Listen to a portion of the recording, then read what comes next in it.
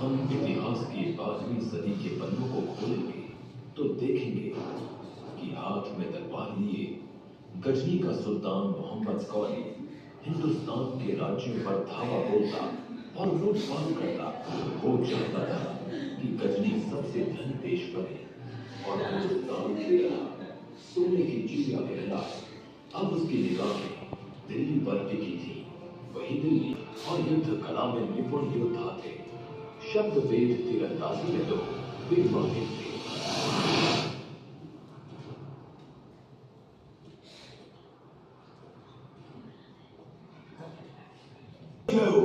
अभी अभी सूचना मिली है कि गजनी का सुल्तान मोहम्मद गौरी दिल्ली पर आक्रमण करने की तैयारी में है। पृथ्वीराज चौहान इतना कमजोर नहीं कि मोहम्मद गौरी जैसे तुच्छ लुटेरे से भयभीत हो जाए। राजपूत है राजपूत, हम किसी के आक्रमण से नहीं डरते। करने दो।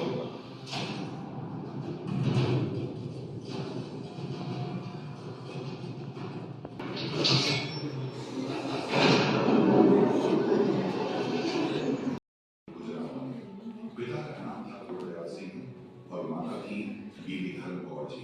उनके दादा सरदार बिशन सिंह जी अहमद शाह अब्दाली के खिलाफ लड़ते हुए शहीद हो गए थे।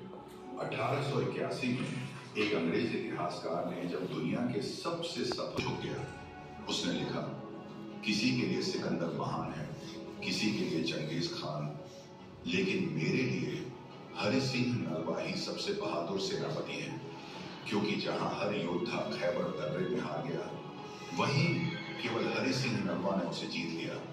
अगर उनके पास उन्होंने पंजाबी, फारसी और कई भाषाओं के साथ साथ घुड़सवारी, धनुर्विद्या और तलवारबाजी सीखी।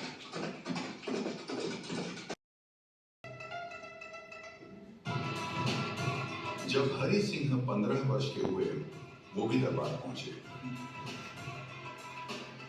उन्होंने घोड़े की लगाम छोड़कर बिना देखे तलवार से निशाना साधा और फिर कृपाण चलाने का अनोखा तरीका दिखाया।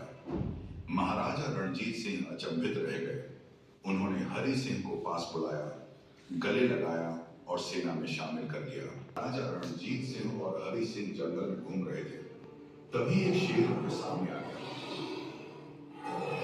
हरि सिंह बोले, राजवंशों ने ड्यूटी तानी थी, बूढ़े भारत में भी आई फिर से नई जवानी थी, चमक उठी। सन 57 में वह तलवार पुरानी थी, बुंदेले हरबोलों के मुंह हमने सुनी कहानी थी, खूब लड़ी मर्दानी, वह तो झांसी वाली रानी थी। लेकिन क्या आप जानते हैं कि यह क्रांति आखिर कैसे पर थी? 1757 में बैटल ऑफ प्लासी और 1764 में बैटल ऑफ बक्सर के बाद ब्रिटिश सत्ता भारत पर पूरी तरह हावी हो गई थी। लक्ष्मीबाई का जन्म 19 नवंबर 1835 को हुआ था। हालांकि कई पुस्तकों में उनका जन्म 1828 भी लिखा मिलता है, लेकिन सही तिथि 1835 ही मानी जाती है। एक भागीरथी सपरे एक धार्मिक विचारों वाली महिला थी। उनके परिवार में सब कुछ खुशहाली से चल रहा था, लेकिन नियति ने बचपन में ही उन्हें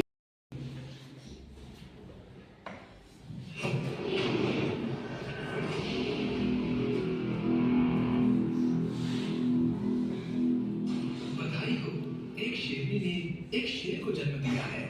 महाराज, महारानी जयवंताबाई ने पुत्र को जन्म दिया। जिस तरह सूरज अपनी चमक से दीवार को रोशन करेगा,